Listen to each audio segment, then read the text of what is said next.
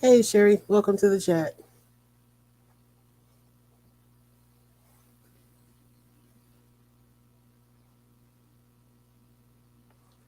I'm going to wait a minute or two and see if anybody else comes in since I'm early.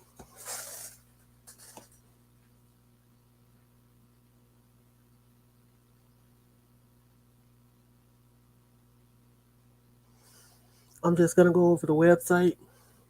They have some resources on here and information about like how to set up an exit plan and some different resources for people who are going through domestic violence situations. Yeah, Mike, hold on.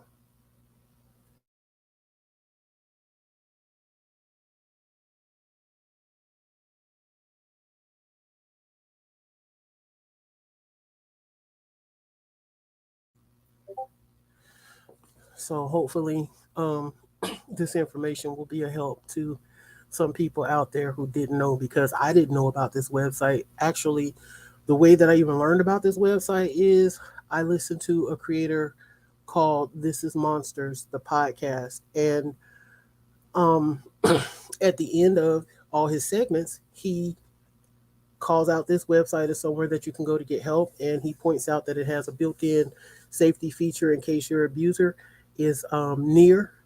You see this red X here? You can hit that twice, or you can press the escape key on your keyboard and it'll automatically take you to like a random Google search page so that your abuser doesn't see you trying to get help.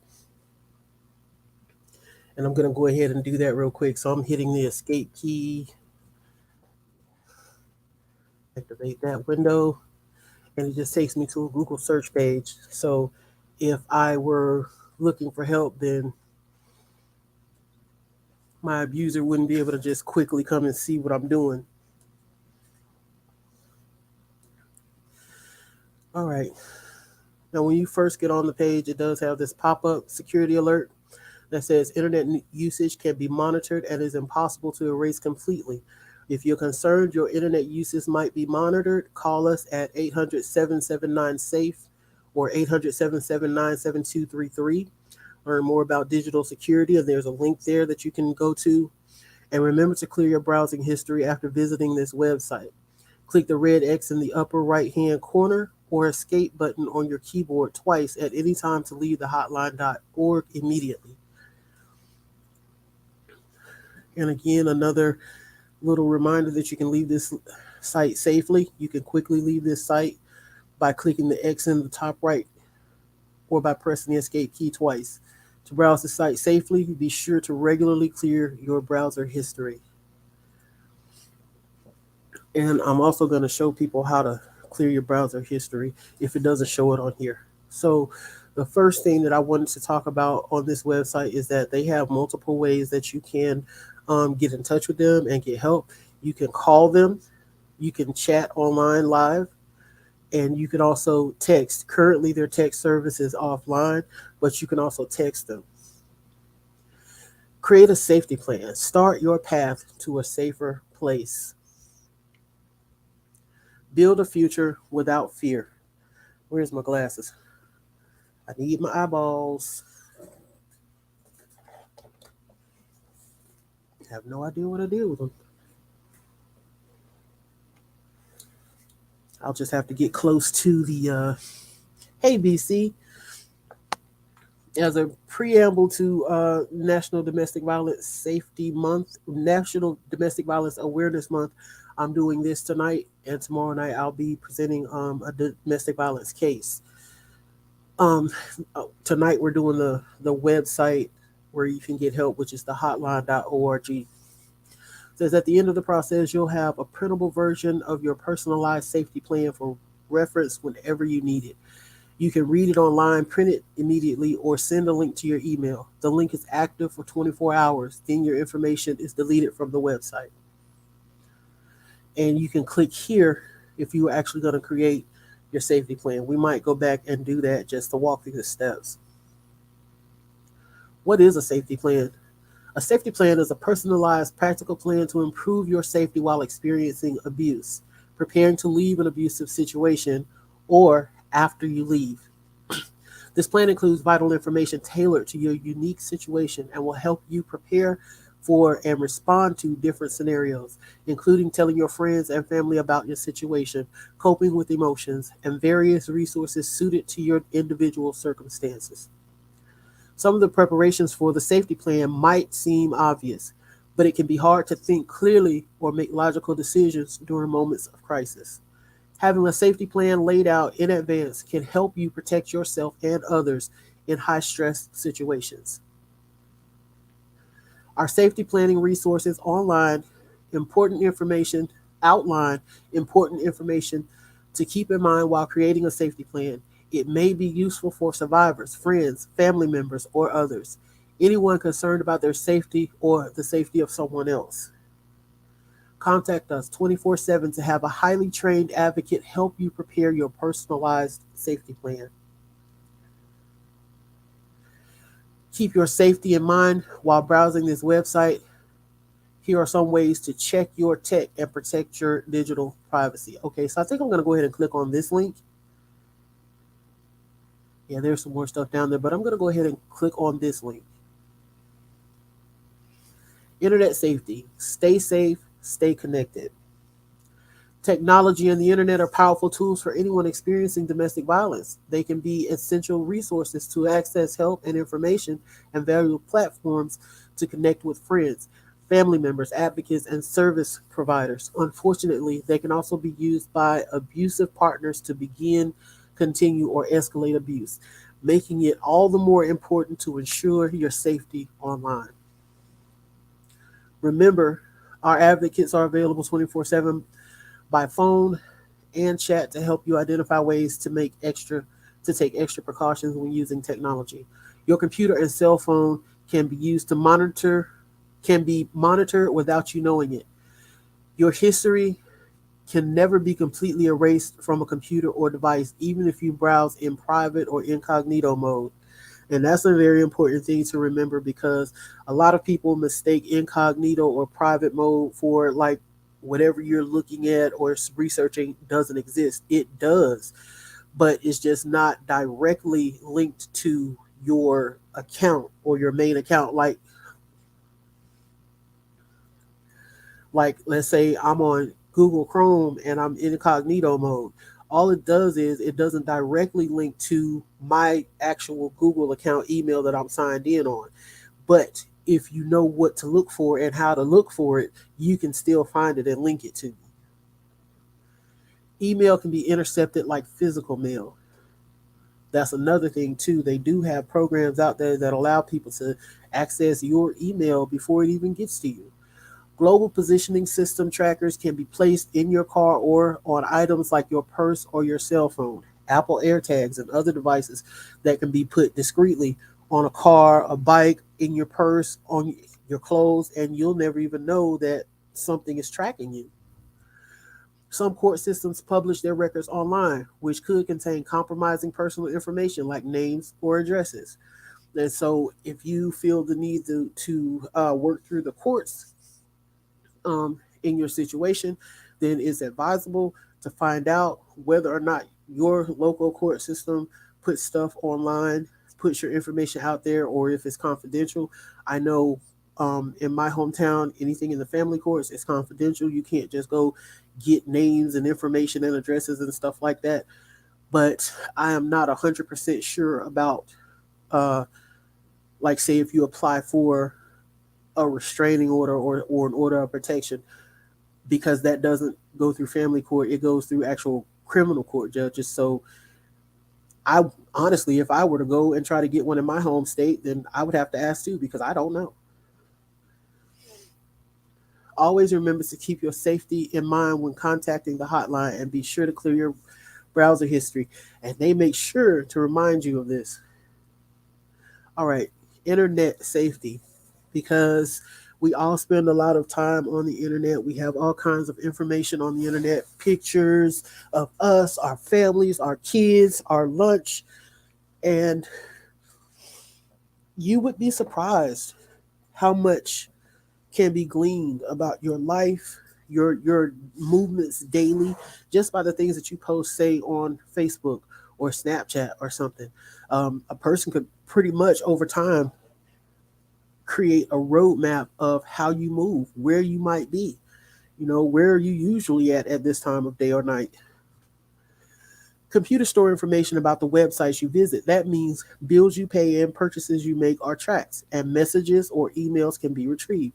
You should always consider that a computer might be monitored when you use it, and be careful with what you send others or post.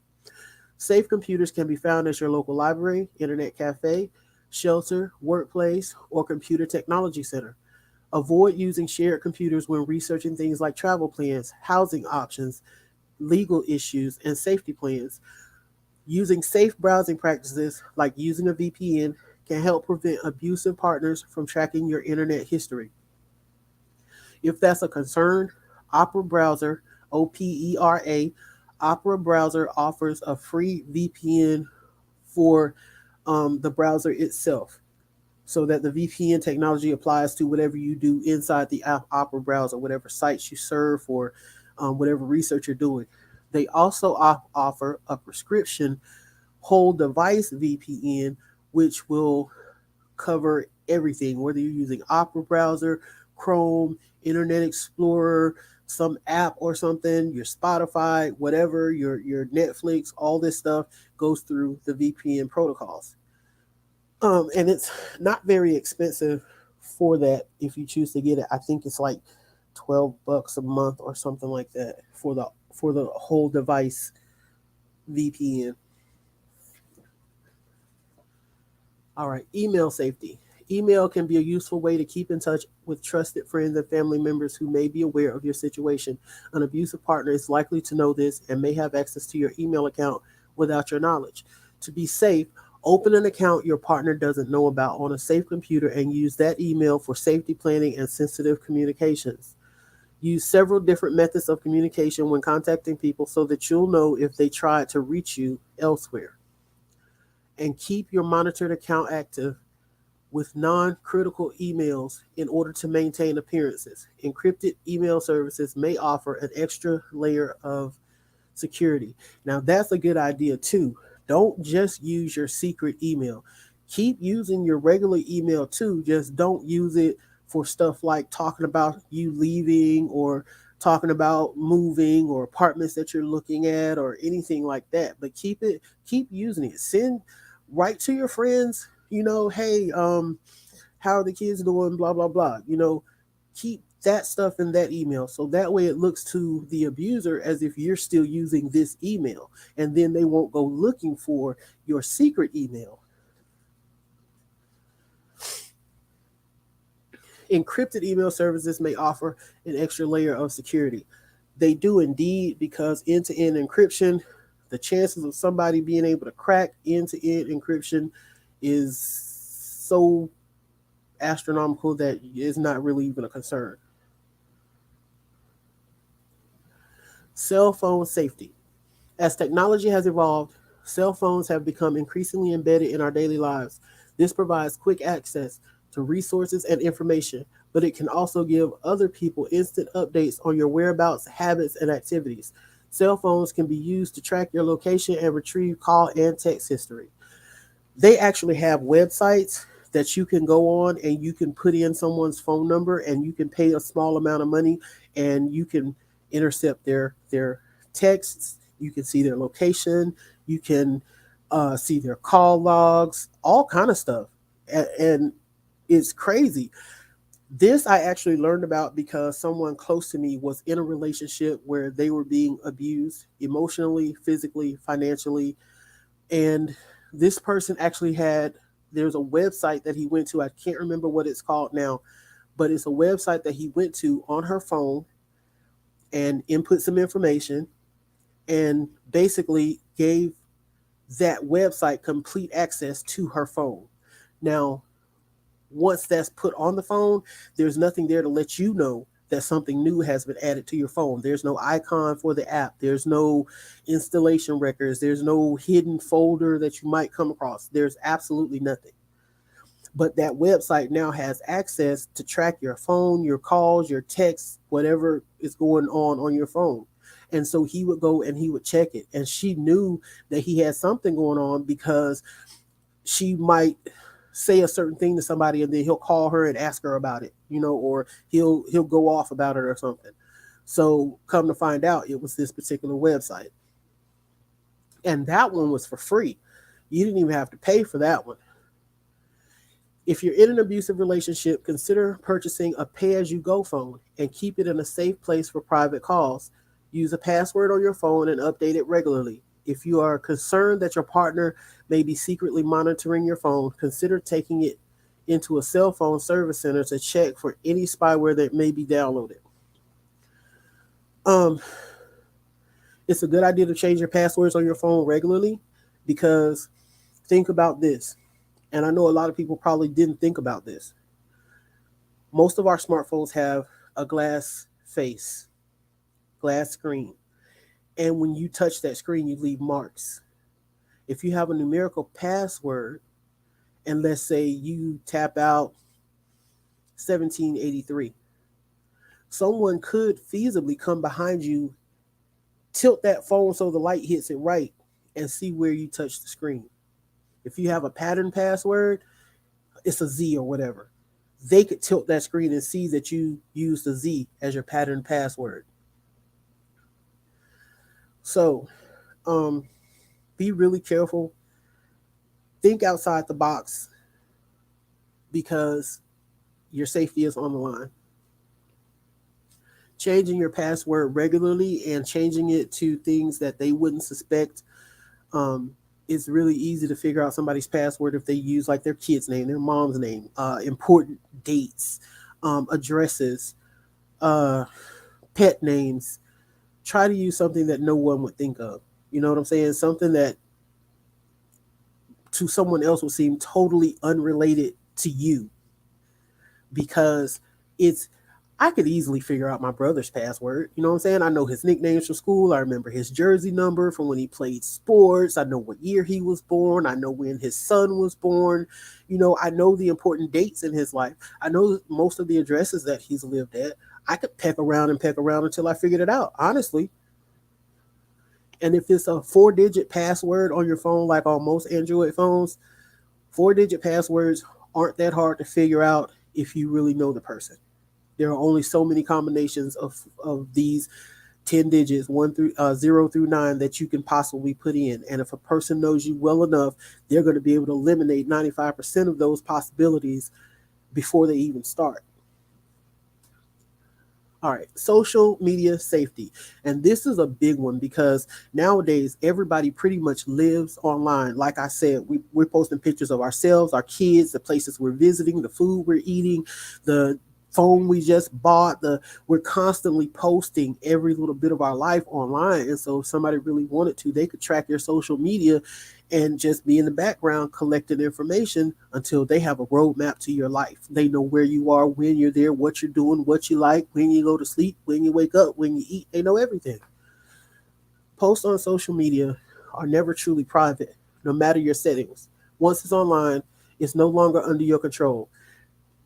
They always say anything on the internet is there forever. Be protective of your personal information, and remember that phone numbers, addresses, handles, and personal data like birth date, schools you attended, employers, and photos that with landmarks may make it easier for someone to reach you. Set boundaries and limits. Ask people not to post personal information, photos, or check-ins you aren't comfortable with.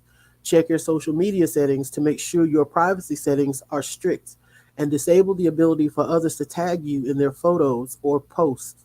Similarly, don't post information about people without their consent. You could jeopardize their safety or the safety of others. And that is so true. I changed my settings for allowing people to tag me and stuff for different reasons. It really wasn't for safety reasons, but I was getting tagged in so much stupid stuff, stupid memes, crazy videos that I had no interest in, just all kind of stuff.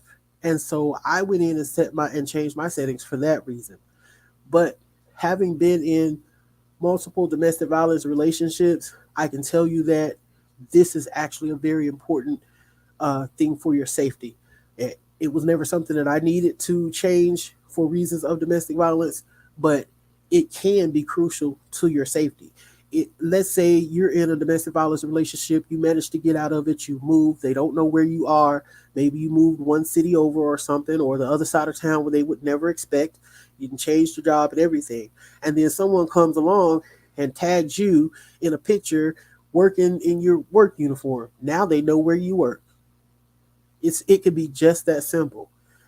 And someone posting a picture like that, depending on that abuser, could end up with you losing your life because he's come and shot up your workplace, or she, whichever the case may be. Okay. Now, it has some other resources here. I'm not going to go into the show me all the resources yet because we've got a whole month to do this. Local Mind says, hey there, Sherry and Savage, and researcher for later, but wanted to pop in and say hi. Love you too. Love you, Loco. Thank you for stopping by. Okay. Let's go back to the original page.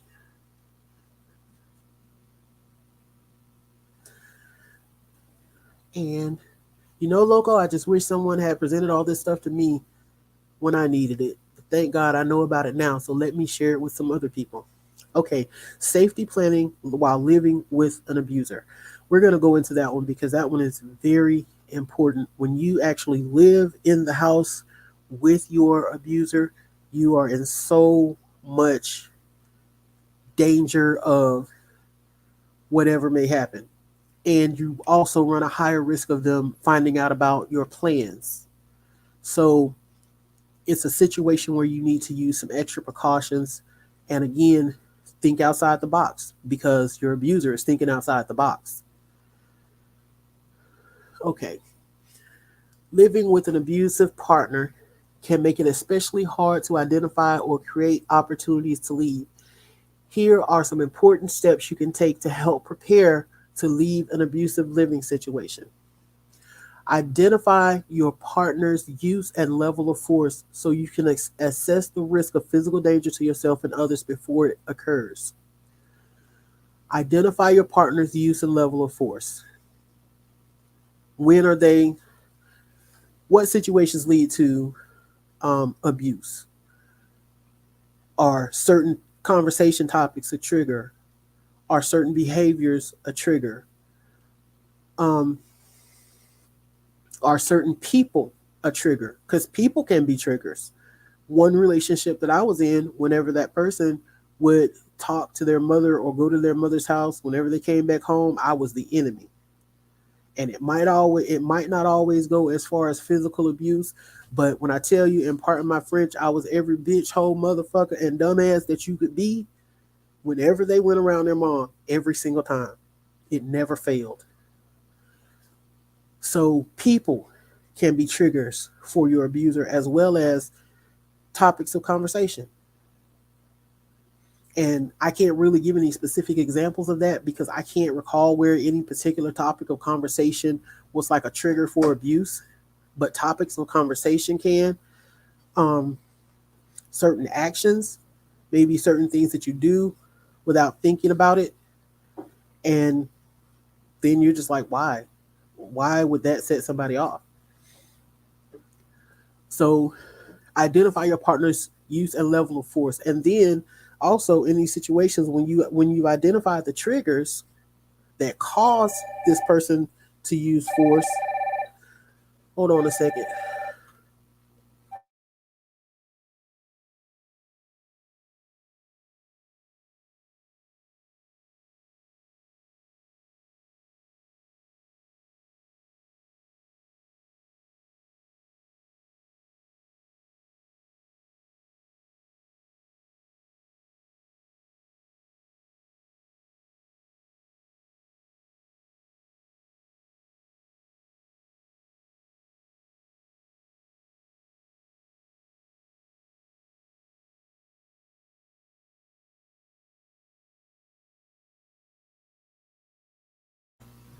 Okay, appointment reminder. All right. Oh, that reminds me, and I hate to even ask this, but I am supposed to be monitoring my blood sugar levels 3 times a day so that when I go to my doctor, I can give it to him. But I have no test strips. So if anybody would like to help me get some test strips, I can get a box of them for like $25 plus tax. It's about $27 and some change.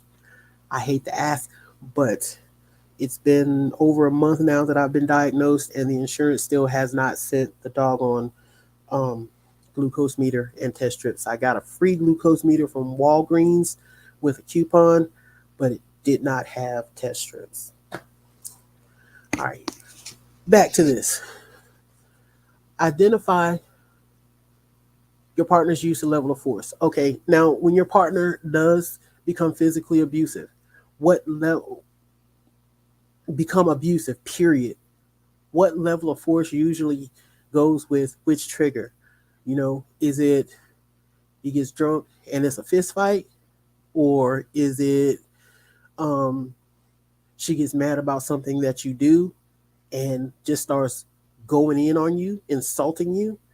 So what precipitates the abuse, and what level of abuse is it usually based on the trigger? Identify safe areas in your residence with pathways to exit away from any weapons. If arguments occur, try to move to those areas before they escalate. If you live in a 2-story house, go downstairs. That way you're not getting pushed down a flight of stairs. Um, Try to make sure you get yourself downstairs. If you can safely lock yourself in a room, if you've got sturdy doors and you can safely lock yourself in a room, and they're more than likely not going to be able to um, knock the, and they're not going to be able to kick the door down very easily, go in that room, lock yourself in, maybe go out the window if you have to. Um, if you're going to get by an exit, try to get by an exit that will allow you to actually leave the area. For instance, if you've got a 6-foot privacy fence around your backyard, don't make your way to the sliding glass doors. Make your way to the front door or the side door where you can be able to get to the street and get away from the area. Thank you, Sherry. It was. Thank you so much. Um,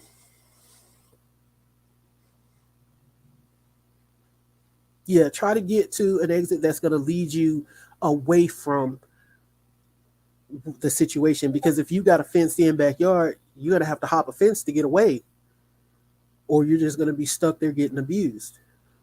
Get to the front door, get to the side door, something that's going to lead you to the street to where you can get away from there.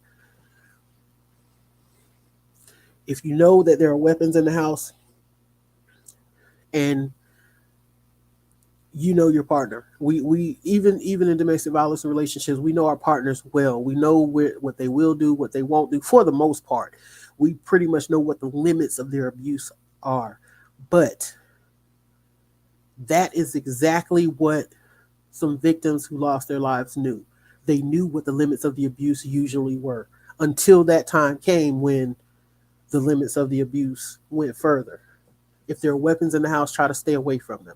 Put distance between you and any guns unless you're going to use the weapon.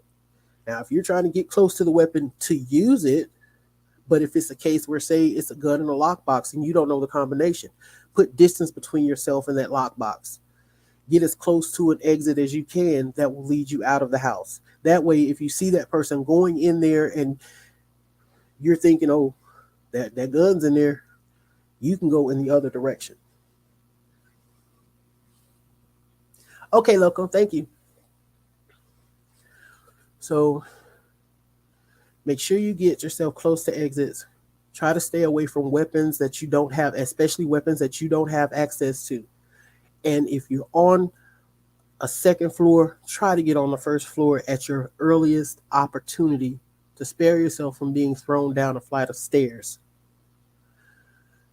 If safe, have a phone accessible at all times and know what numbers to call for help, including your friends or family, and the hotline at 800-799-SAFE and your local shelter. Know where the nearest public phone is located. Most of us keep our cell phones on us at all times anyway. So try to set your cell phone up so that your voice assistant can make calls for you if you need to on keywords. Mine is, I'm not going to say it out loud because then my phone's going to go off, but I use Google, so y'all know what that one is. Set it up so that when you say that, and you can say a keyword right behind it, and it's going to call your mom or your cousin or your aunt or whoever it is you need to call, or the police station. I'm not sure. I've heard before that some voice assistants will not call 911. So get the non-emergency dispatch number, because if you can get the non-emergency dispatch number on the line, they can easily transfer you to 911. So think about that, setting up your voice assistant with a code word to call non-emergency dispatch for the police department or sheriff's office that you're in their jurisdiction. That way, if your phone's in your pocket and you're trying to run or you're trying to break free, you don't have to worry about trying to tussle with a phone or hold on to a phone while you're trying to tussle with this person. Let trusted friends and neighbors know about your situation and develop a plan and visual signal for when you might need their help. Give them clear instructions on who you do or do not want them to contact in moments of crisis, including law enforcement. This boils down to how it used to be when you knew your neighbors, and everybody looked out for everybody. Me personally, I'm not really a friendly person.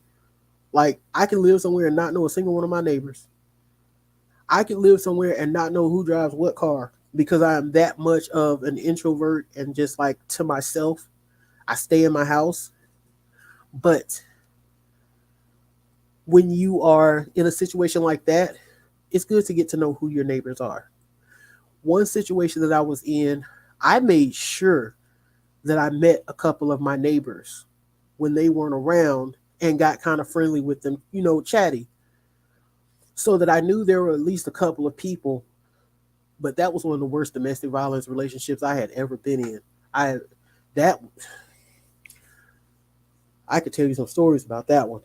But in that particular relationship, I made sure to make other friends. Someone who was close by who would hear a scream and call the police, or see something going on and step in, because a lot of times someone stepping in can de-escalate the situation just because it's someone else there. Depending on your abuser, of course, some abusers will just start abusing that person too. But sometimes just having someone to step in and say something can de-escalate a situation, at least temporarily. So know at least one or two of your neighbors. When you find a neighbor that you can trust, give them your information. Hey, this is my mom's number. If anything ever happens, call her. This is my best friend. This is my boss, whatever it is. Or if you hear me scream, call the police immediately. Or don't call the police, call this person. However it is that you need to set that up. Create, wait a minute, where am I at? Okay. Talk to others living in the residence how to get help, including children or roommates. That's a good point.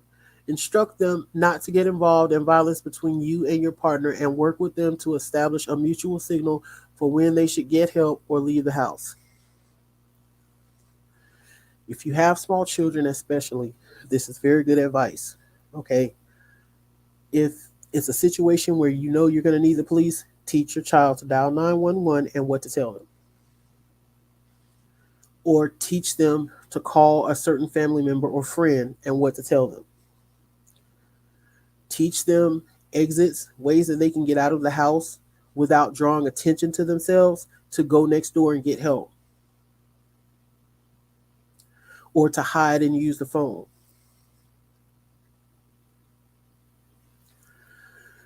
Make sure that you stress to your children not to get involved. Because if your abuser is strong enough to hurt you, they will definitely hurt this small child. And this is a point that you really have to stress to them, because having sons, I know how protective children can be about their mothers or their fathers, but teach them the limits. Don't step in. Don't get involved in this, because I don't want you to get hurt. You go for help.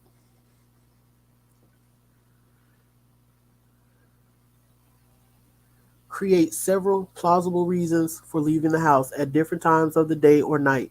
Example, multiple trips to the grocery store, spending time with friends, staying at work longer, find unnecessary errands to complete. So,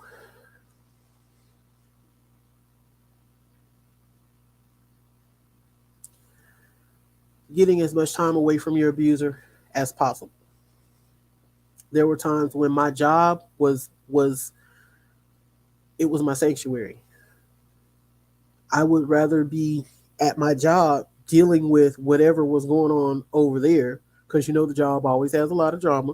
I would rather be at my job dealing with drama than at home dealing with that foolishness. I would take extra shifts. At one point, I worked in a franchise, and I would open one store, have to be there at 8 o'clock in the morning, well, before 8 to open the store. And when I leave that first shift, I'm on second shift at another store in the chain to close that store. So sometimes I would be gone from 6 o'clock in the morning and not make it home again until 3 o'clock the next morning. So yeah, find things to keep you away from the abuser, but reasonable things, logical things, not something that's obviously going to be like, oh, you're trying to be away from me, you're trying to get away from me or something. Oh, lost kittens. One of my favorite pets was a lost kitten. Her name was Crybaby, because she whined all the time until you started petting and holding her. If you weren't petting and holding her, she was crying. Yeah, but find ways and excuses to get yourself out of the situation, but ways and excuses that won't set off bells in the abuser's mind. If possible, practice how to get out safely, including with others who may be living in the residence. As this is an especially good point if you have children, because you want to make sure your children know how to get out. You want to make sure that they know how to unlock a window, push out the screen, and get out if you've given them a signal to do that. Because there may be a situation where you need them to get out that window or whatever, and go to a certain point, to a neighbor's porch or whatever, while you distract the abuser so that you can get out too. Make sure to not only tell them, but when opportunities present, show them, demonstrate to them, so that they know how to open the window. They know how to push out the screen or unlatch the screen or whatever it may be. Make sure that they know how to unlock whichever door you're telling them you need to go out this door. If they're going out the garage, make sure they know where the button is to open the garage.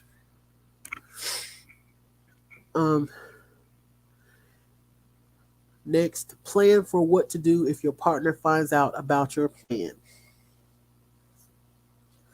That one can be kind of tough, because once that person finds out that you were actively planning to leave them, how do you just brush that off? How do you clean that up?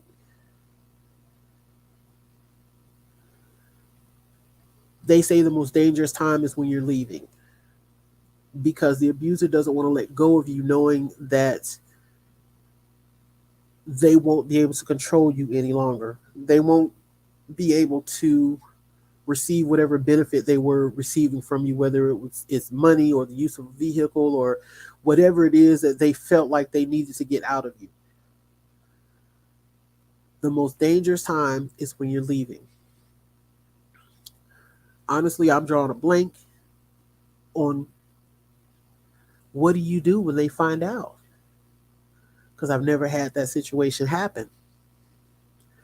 Me personally, when I was ready to get out, I just kind of made it up in my mind that I'm going to do this at this time and in this way. As soon as that opportunity opens the door.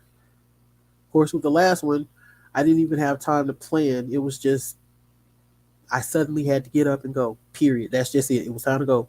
Ready or not, here we go.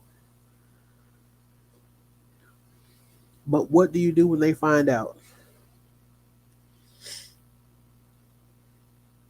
If it's something that you have written down, if you're writing down a plan, maybe try to write it down in such a way that it's coded to where when they read it, you could easily explain it away as I was planning a vacation for us. You know, it's one thing on the paper, but you know what it means in your head what's when you read what's on the paper. But the other person reading it wouldn't think, oh, this is an escape plan. It could be explained away as planning a getaway for the family or something. That is about the best thing that I could think of. That's probably if I had to write it down would be something that I would do. I would try to write it down in such a way that it doesn't really look like an escape plan.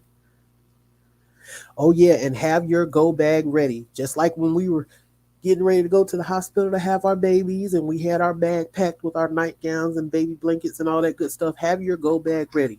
Have a bag ready that has your essentials, your hygiene items, your important documents, your um, any keys that you may need, extra cards, debit cards. Maybe you have a bank account set up just for this. Make sure that debit card is in there, or checks if you need checks. Make sure all your essentials that you're gonna need is in that bag and ready to go. My ex threatened to shoot my moving crew. Yeah, cops on moving day. Wow. And I don't doubt that he would have, because abusers do some crazy things. We've all seen the stories. We've all read the stories. Some of us have lived the stories. If possible, keep weapons like guns and knives locked away and stored as inaccessibly as possible. If you are concerned about your safety, please reach out to an advocate. Now, when guns come into play, any weapons really, but guns especially, when guns come into play, that's when you really have to have extra precautions. That's when you really have to be aware of yourself and your surroundings and your partner's moods. Make notes of, is this violence really escalating every time it happens? Is it escalating more and more each time? Because if you can see an escalation, you can pretty much assure yourself that it's going to escalate to gunplay.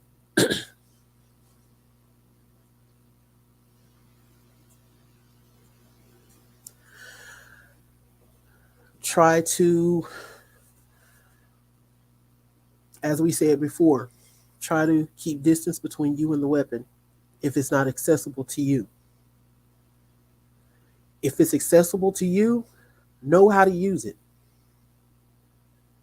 Know how to do whatever you need to do to use it. I'm not going to say a whole lot because I don't want YouTube to take this video down, but you know what I mean. Know how to use it. Be mindful of how clothing or jewelry could be used to physically harm you. Now, there's a thought that I'm sure doesn't cross a whole lot of people's minds. For example, if your partner has put their hands around your neck, avoid wearing scarves or jewelry that can cause you harm. Because a pretty scarf, can easily become a garrote or a ligature.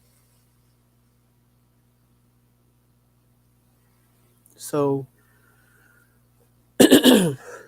loose clothes, some loose clothes, some types of like blouses, the way that they're made. And it's sad that you would have to think about what kind of clothes that you wear. Can somebody use my shirt to kill me? Should I be afraid to wear this pretty scarf?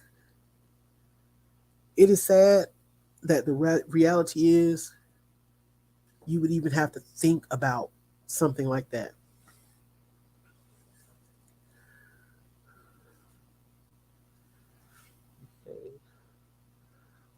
Back your car into your driveway when you park at home and keep it fueled. If possible, keep the driver's door unlocked with the rest of the doors locked to allow for quick access to the vehicle. Fortunately, I back in all the time anyway. It's how to move with buddies, period. But fortunately, I back in anyway. It's just a habit. I actually find it easier sometimes to back in than to pull in nose first. But that is an excellent point because it makes it so much quicker for you to be able to get away. We definitely are. The only thing worse than an abuser is a zombie. They eat your brains. But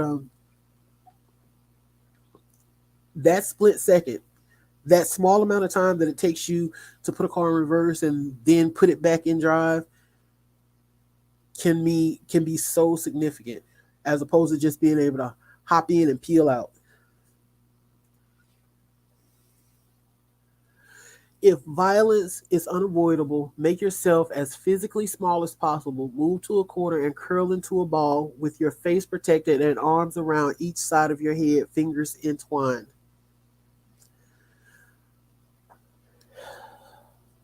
That one is pretty much self explanatory. I'm glad I'm still around too, Elizabeth. I really am. I mean, it could have just as easily been me, that was in the headlines because I remember clearly one day that um, my worst abuser choked me till I passed out.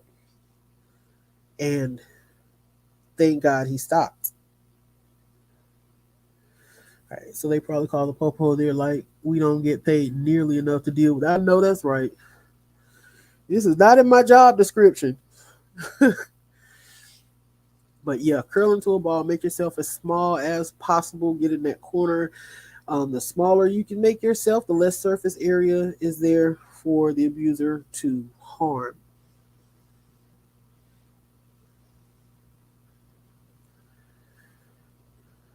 I'm not going to go through safety planning with children because I kind of included that in going through this one. Well, yeah, I guess I will because there's always we didn't really talk about anything about like the kids being at school and someone coming to pick them up. Da da da da.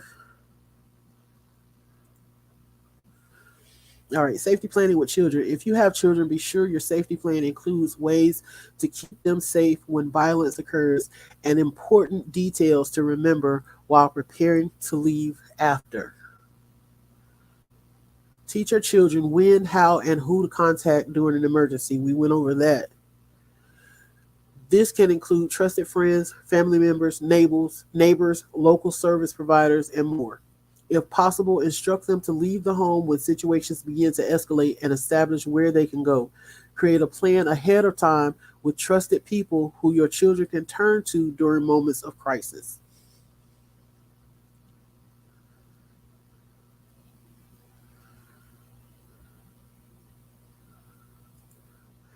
Yeah, they do.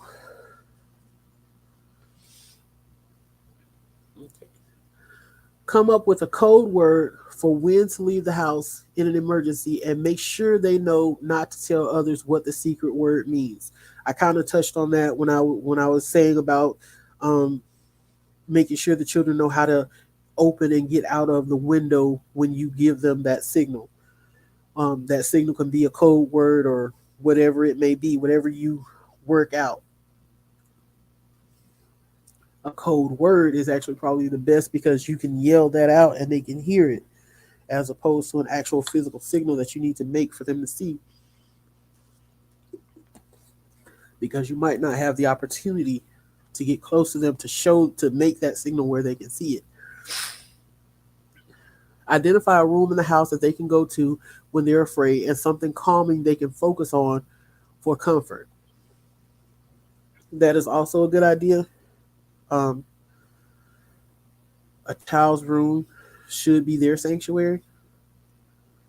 So, trying to make their room as safe and comforting as possible.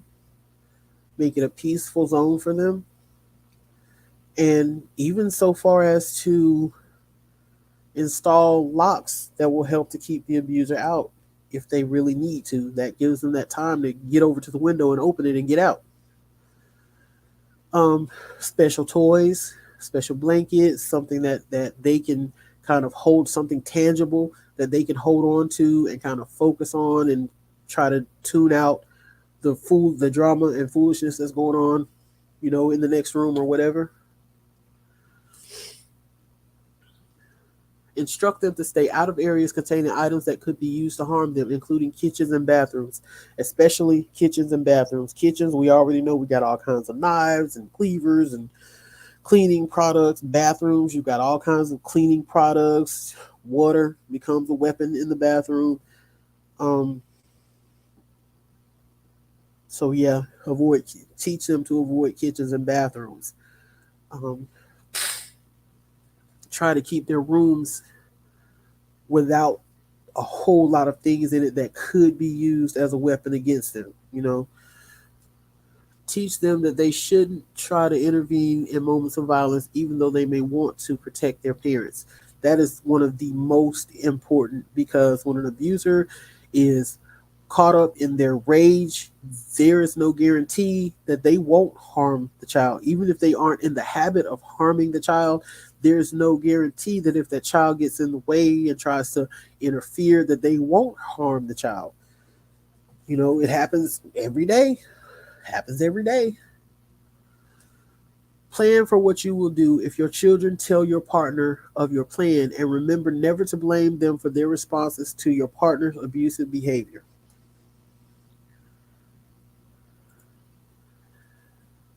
Okay. I would advise don't even tell the children the plan. Aside from teaching them how to get outside, aside from teaching them a code word that lets them know you need to move, you need to get up and get out the door, or call the police, or whatever that code word is for, I would not go into details of the plan with my child, even if my child was a teenager.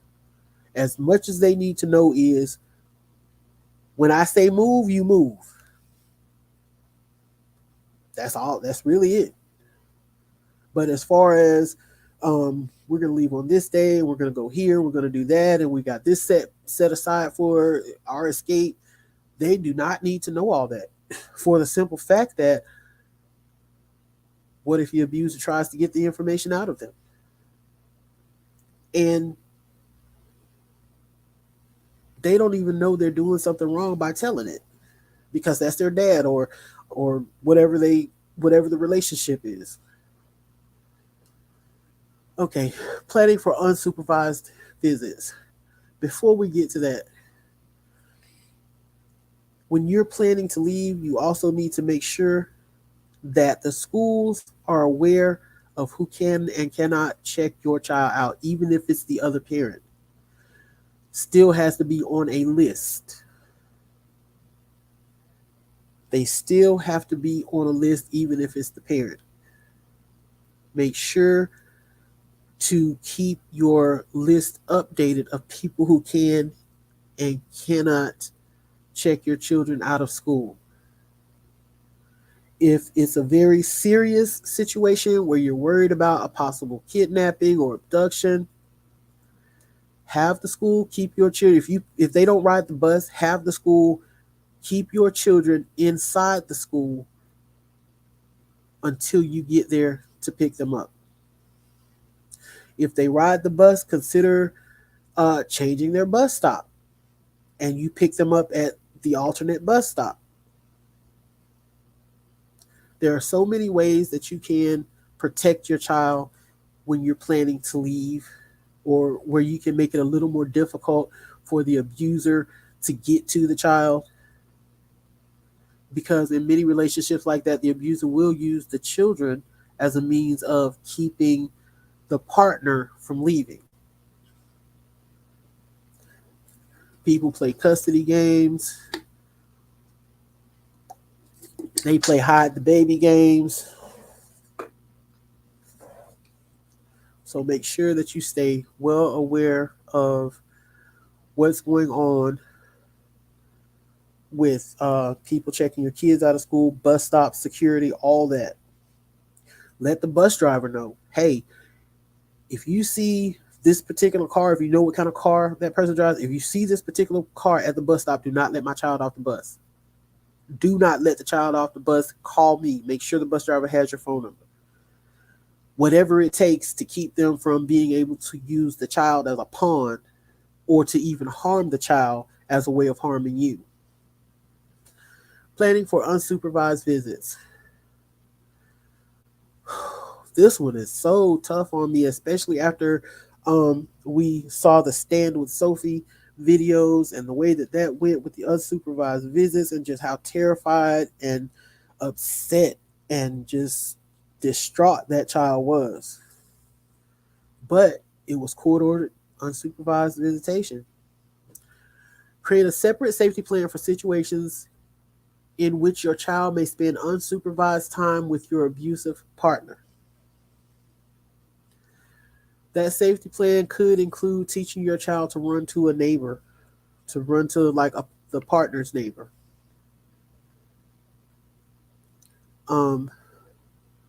If possible, contact some of your partner's neighbors. Try to get to know them. Let them know what's going on. If my child comes over here, pull me and lock the door, call the police, and call me.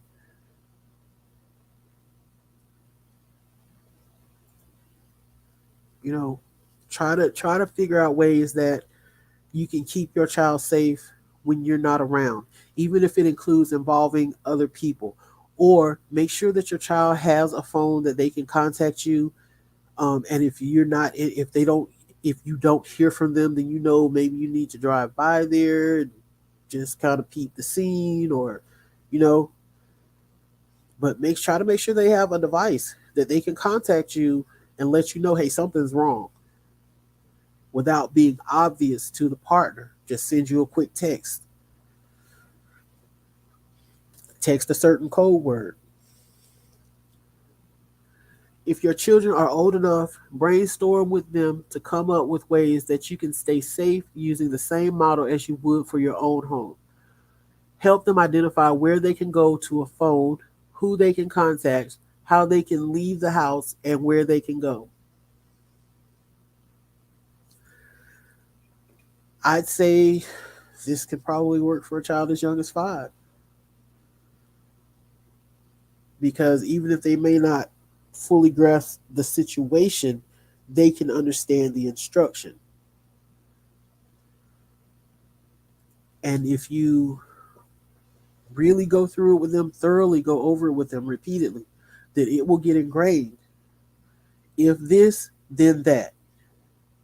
If this happens, then you do that. If possible, give your children a cell phone to be used in emergency situations, which is what I just said. Make sure they have some kind of device. Some partners might want to take the cell phone from them. Try to give them a tablet, if nothing else, because tablets are kind of not seen in the same light as a phone. We see phones as communication devices. Most of the time, we see a kid with a tablet. What we see is a toy. They're on there playing games. They're doing Roblox and Candy Crush. So the partner, the abuser, may not look at that tablet and think, oh, they're going to text their mom from that or something. All right.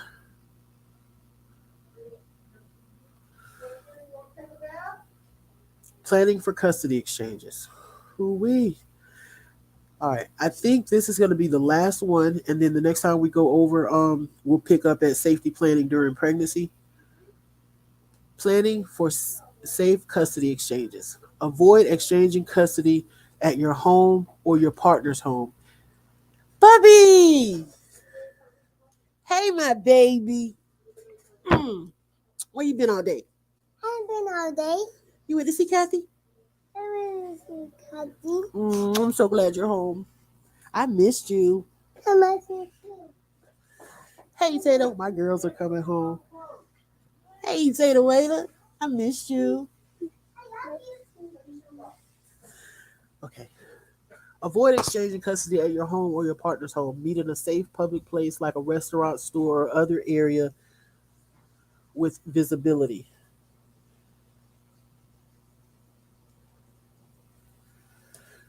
And you're so right about that. They think if the kid isn't being abused and there's no damage, but it's damaging to see your parent being harmed. It's damaging to see one parent harming another parent. It's damaging to see just a boyfriend or girlfriend abusing your parent.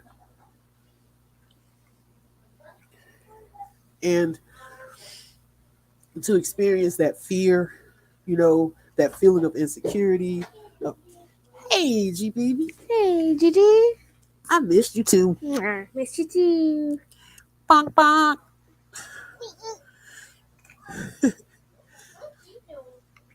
I'm doing a live. Right? Yes. Talking to them. Would you mind closing that door and pull that door up? You don't have to pull this one all the way. Just kind of pull it up some so that noise will be cut So off. you're talking to this dude? Yes, I'm talking to real people right now. Elizabeth Rankin, Grandma, whatever that means. Sherry. Cherry. She's a cherry. Go cherries, go cherry. Sherry, you are now a cherry. Yeah. Okay. I thought it said Siri, like Siri. Pull that door up for me. Go get yourself ready for your bath. Let me put this one. Thank you. It's a cherry. Gabby says hi, everybody. All right. Um, Meet in a safe place like a restaurant, store, or other area with visibility. I would advise, if at all possible, to do an exchange in the police at the police headquarters or the sheriff's office in their parking lot. Especially if you are afraid of some extreme violence. Honestly, I believe that had that exchange when we watched little Sophie going through the torment that she was going through when her mother was trying to take her out of the car. Her mother and her grandmother were trying to take her out of that car for visitation.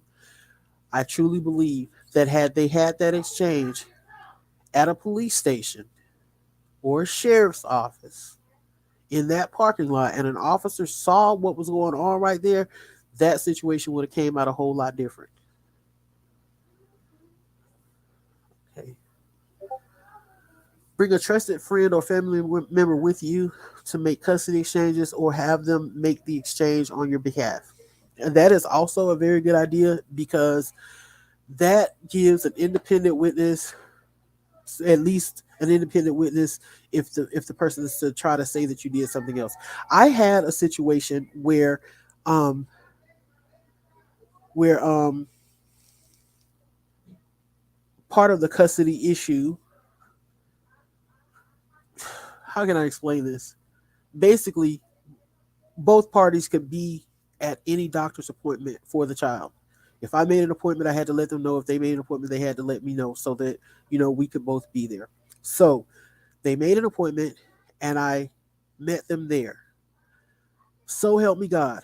I walked in the door in the doctor's office door. Walked over to the person, said hi, picked up my baby, and went to the other side of the lobby to sit. I had my mother with me because this person had already caused some issues. Not 5 minutes later, 3 or 4 police officers are coming in the door and they go over to her and talk to her. They come over to me. She told a lie and said that I came in the door threatening her, cursing her out, and calling her all kinds of names. Thank God there were people in that lobby. But that is why you need to have someone else there. But in this day and age, we've got cameras galore. We got dash cams, we got phone cams, we got all kind of cameras, GoPro cameras. So even if you can't have another person there to act as like verification of how the exchange went down, you can still get it on film. the same way that Sophie's father did. You can still get it on film. But having that other person there, having an actual person there, um, could act as a deterrent against any violence towards you, any physical violence towards you. Find ways to schedule custody exchanges without interacting with your partner. One way of doing this is to arrange for your partner to pick your children up from school at the end of the day. That's a good idea. After you drop them off in the morning, or vice versa, to eliminate the chances of seeing each other. That is a very good idea. Or if there's a friend that you can drop them off at that friend's house and that friend can be trusted not to do anything foolish, just open the door and let the kids out. Um, but I'm still pro law enforcement parking lot, because I think the very presence of law enforcement just kind of keeps people from doing dumb stuff. Not always, but a lot of times it's a disturbance. It's a deterrent. Oh, I love grandma hugs. All right, emotional safety plan for yourself and your children. Figure out something to do before the exchange to calm any nerves you might be feeling, and something to focus on afterwards for yourself or your children, like going to a park or doing a fun activity. So, if you know that this custody exchange is going to really just do something to you and make you feel some kind of way, plan something afterward to de-stress yourself, something that your kids can do to de-stress themselves. Have them a handheld game that they can play, or a tablet that they can play on, or um, maybe going into the custody exchange, stop and get them a Happy Meal or something. Just something to kind of keep them calm and at peace. And for yourself, maybe for afterwards, you could take yourself to a movie or go to a place that you like. Me, I like the water, so I would probably go and just chill out on a pier or something, or at some lakeside, just to calm my nerves and get my peace back. So whatever works for you to help you feel, the way you need to feel to be able to do what you need to do. Um, because custody exchanges can be extremely emotionally draining.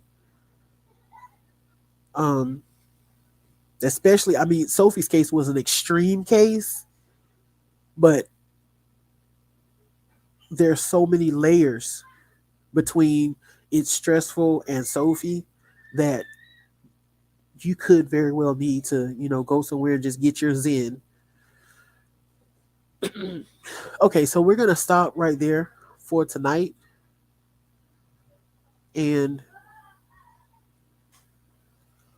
tomorrow night, the case that I'm going to be presenting is Sierra Sadia Nakwe Ford, who was a personal friend of mine who was murdered in a domestic violence situation in Dallas, Texas in 2015.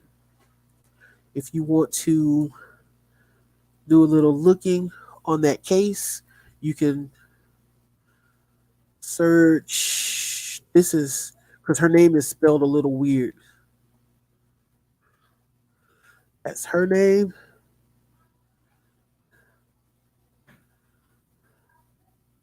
and that is the abuser's name. You may be able to find it much easier searching the abuser's name, since he has such a unique last name. I don't think I've ever seen that last name anywhere except for his family. And Sierra is also unique, but it's not quite as unique, because when I searched it, I came up with multiple Sierras spelled that way. Um, oh yeah, and the city was Dallas. So that's what we'll be discussing tomorrow night. And after we discuss that, then we're going to go over a couple of domestic violence facts, and we'll call it a night for that. So I hope you guys will join me tomorrow. I think I'm going to try to do it like in the afternoons while the kids are at school. So, oh, well, tomorrow is Saturday. They'll be here all day. So tomorrow we'll do it in the evening after they've gone to bed. So it'll be like 8, 9, maybe 10 Central. All right. Thank you. See y'all next time. Bye.